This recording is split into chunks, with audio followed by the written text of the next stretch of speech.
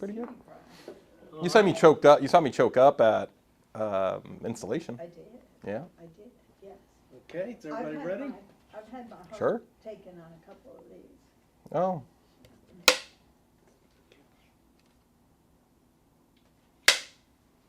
And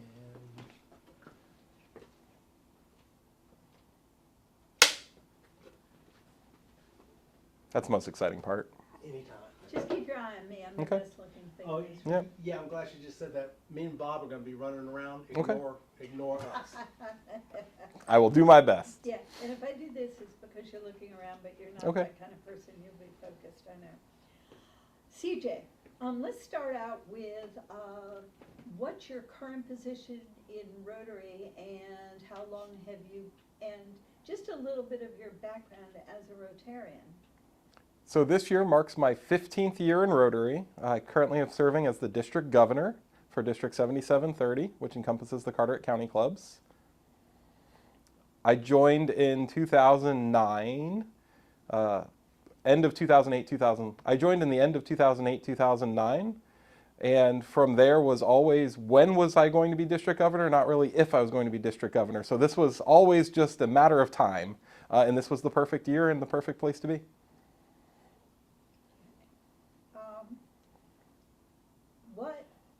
What has tied you to Rotary? In addition, outside of your work, what has made you dedicate so much of your young life to Rotary?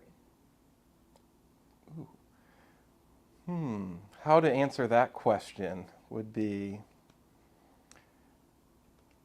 so for me, Rotary actually went the opposite direction than for a lot of individuals where their profession leads them to want to give back.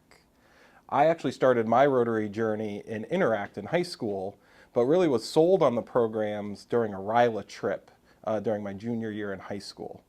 So I didn't join Rotary until I finished with my undergraduate degree and was starting a profession in, so I didn't actually start Rotary until I was starting a profession in operations management. I got married to my wife, Crystal, and when we came back from our honeymoon, we actually decided that it was time for me to look for a different career field. My Rotary mentors at the time had advised me to look into nonprofit work because of my involvement with Rotary. So my fundraising that I had done for the foundation, they tied into being able to do as a for-profit kind of venture. And I ended up in the nonprofit field because of connections that I had in Rotary. Excellent. What is the Rotary service project that has most captured your heart? Service project. I would say the service project that captured my heart was the first one that I ever did during Christmas, where we, as a club, went to individuals' homes with sacks of toys, and we were Santa's helpers. And the look of a child's face when they knew that they were going to have Christmas for the first time in their probably 10-year life just sold me on what I could do to help my community in small ways. This child just looked at a bag of toys like their entire world had changed. And for us, it was a little bit that we could give back. Awesome. One thing that this is going to be is a story speaking to future young adults, children, older people who are looking, who are searching. Hopefully they're going to see this video and it's going to draw them to Rotary because of the history that they're presented about what Rotary's done to this point. What would you say to that person who's going to watch this in the future about why they should join Rotary?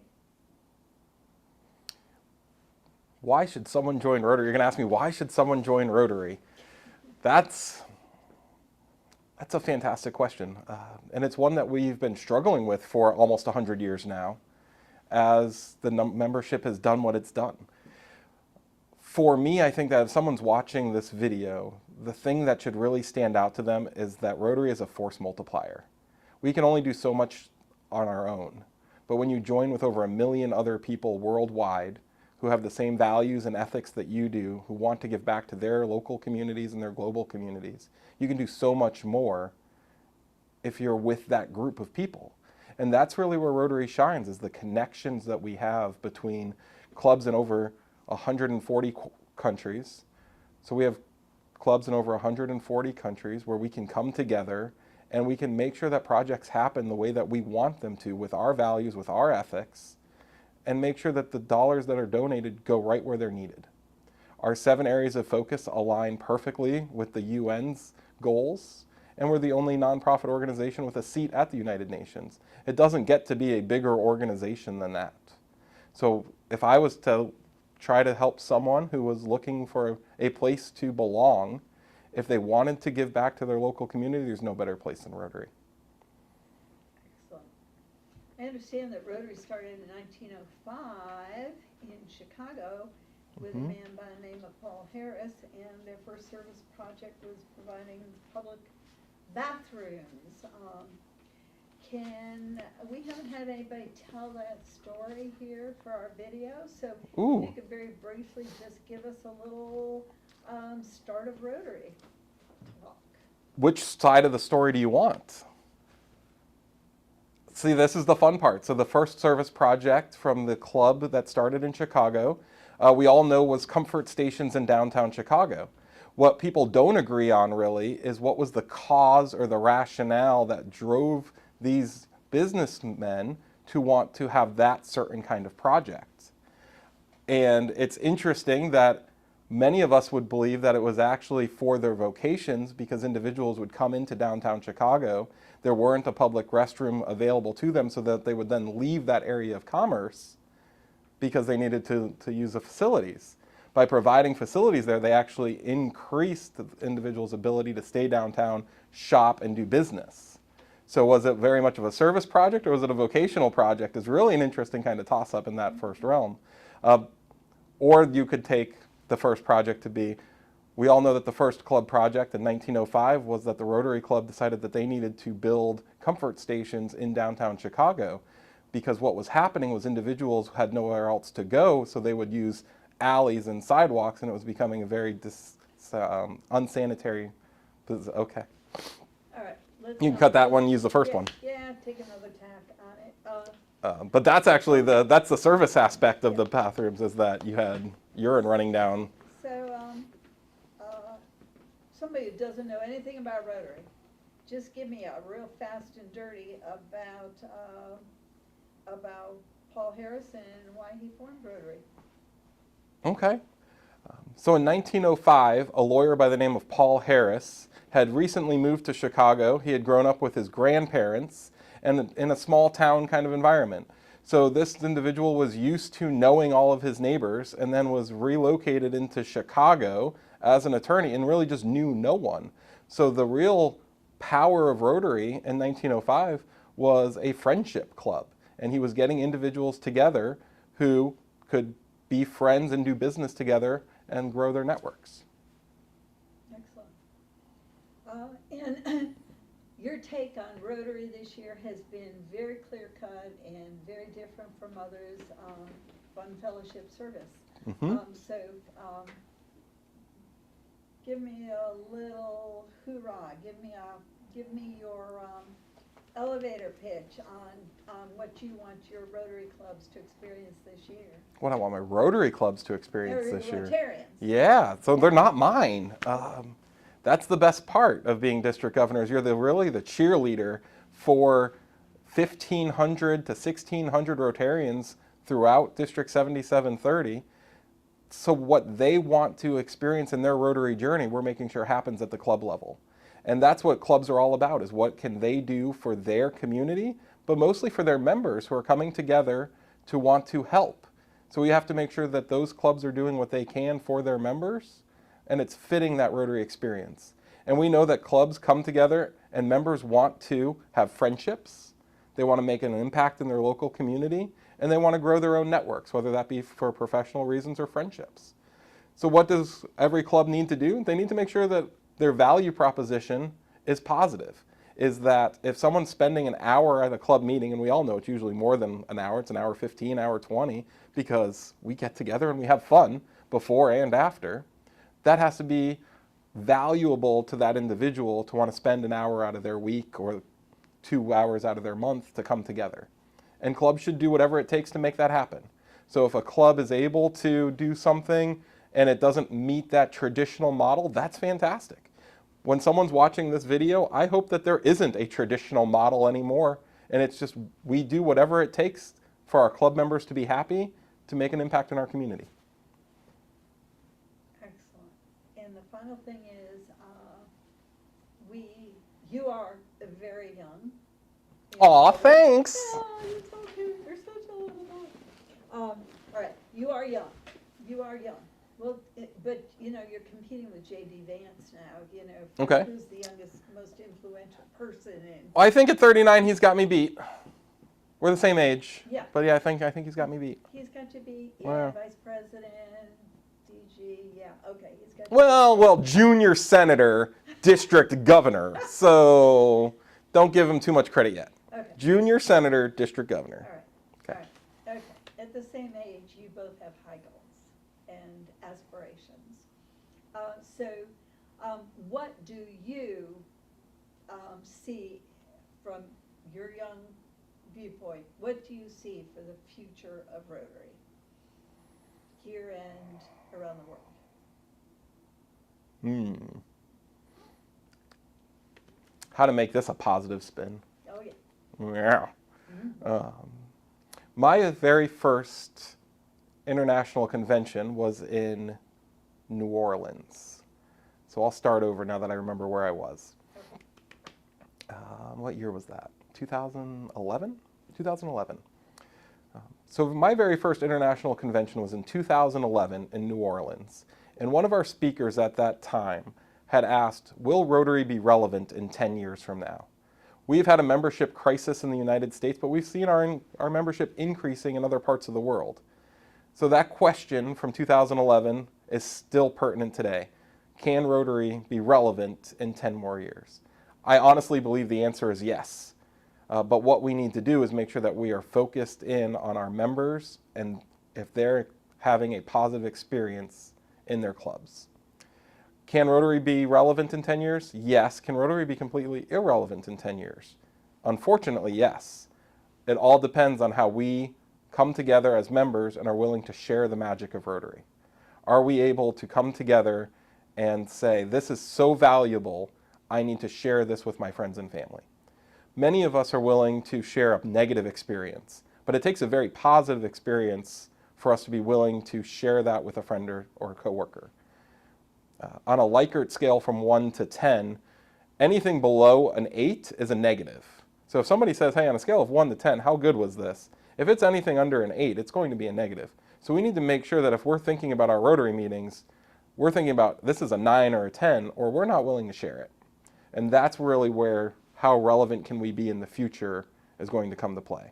Is if every time we're going to a Rotary meeting or a project, we know that it was valuable and fun, we're going to share that experience.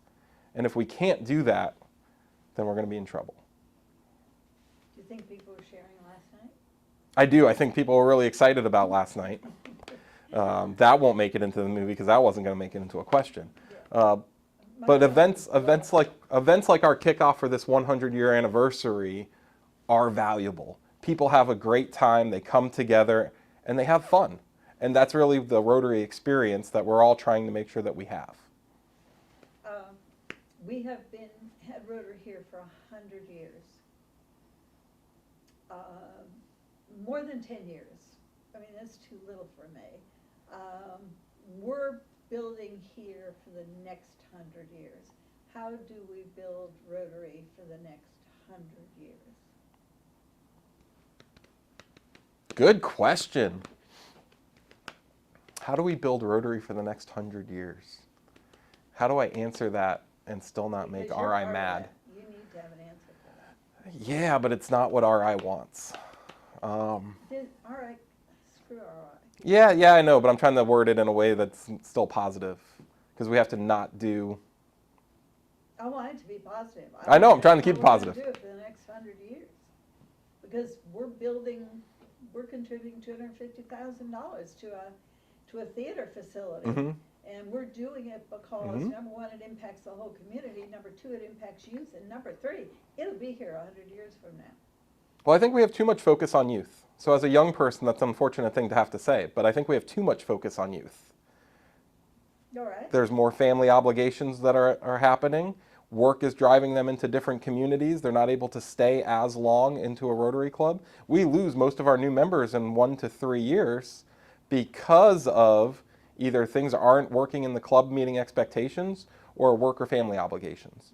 And there's nothing we're going to be able to do to change work or family obligations, but if all of our focus is on young people, we are missing a lot of individuals who have a lot to give. So that won't make it into your movie either, but that's okay, because you need to hear it, because you need to think about being district governor. No, thank you, no. No, you really do. Move on. Yeah, so you really need to think about that. That video's cheap nowadays. It's fine. Storage is cheap. I know. Storage is cheap. How can we plan Rotary for the next 100 years? Our projects need to be impactful. I keep using that word. Okay, what's your vision Legacy. for Rotary for the next 100 years? Hold on, we're still getting out of how do we build it. Our projects for Rotary clubs need to be visible and they need to be long-standing. They need to have an impact that is sustainable. And that's how we're going to really survive and thrive as Rotary in the next 100 years. Projects that give money to other organizations aren't our future because they're the ones who are then getting the credit or that's not the right word I want to use. They're the ones getting the visibility. So if our Rotary clubs are giving monies to other 501c3s, they're very worthwhile organizations that are doing very important things, but those organizations are getting the visibility that we need as our organization who's really creating that impact. When we're able to share that vision and we're able to show others what we're doing through projects like the theater, when individuals who are going through the theater for years and years to come will see Rotary signs in that lobby, will see the clubs that participated and know that those clubs are in their own backyard, that there's a group of people with like minds that they can go and join. That visibility is how we're going to thrive over the next 100 years. Good job Okay. pulling that together. Yeah, what else have you talked about that I can pull together? I know. I like pulling things together. Yeah, you did. Vision. I want your vision for the rest of your lifetime in Rotary. My vision for the rest of my lifetime in Rotary. It's changing so frequently. Maybe. I always thought district governor was the top for me, and that was about as far as I ever wanted to go. But that's changing a little bit the more that I see how helpful director level can be. But that doesn't change. That my vision has nothing to do with the club experience, which is what's more important. Yeah, that's all. Yeah, the club vision of what do clubs look like. Over the next 100 years, our clubs need to mirror the communities that they're serving. When we think of what a Rotary Club is going to be, it needs to mirror who it is that we're helping and who our community is. I envision Rotary being a place where people who want to give back come together, experience fellowship and friendship, and find ways that are meaningful for them to make a difference in someone's life. I really believe that small actions create lasting impact. We have 2 drops of polio vaccine that changes a child's life forever. My younger brother went to Afghanistan and he carried with him a handwritten note that I wrote him during a RILA project for 2 tours. It really shows just how impactful a small thing can be. Our clubs can do all kinds of things like that in a 1-hour meeting. So small projects as easy as taking a coloring book, coloring that first page, and writing your age on it, and then bringing it to either one of our homeless shelters or a domestic violence center so that a child can see someone who's 94 years old coloring in a coloring book that they're not being able to color in. It lets them know that they're not forgotten. It goes back to one of my first favorite service projects of helping a child experience Christmas for the very first time in their life. Those small projects have a huge lasting impact. I don't think our clubs need to be doing giant, huge projects that feel like they're out of reach for most of our community. Really, anyone in our community can make an impact in their local Rotary Club.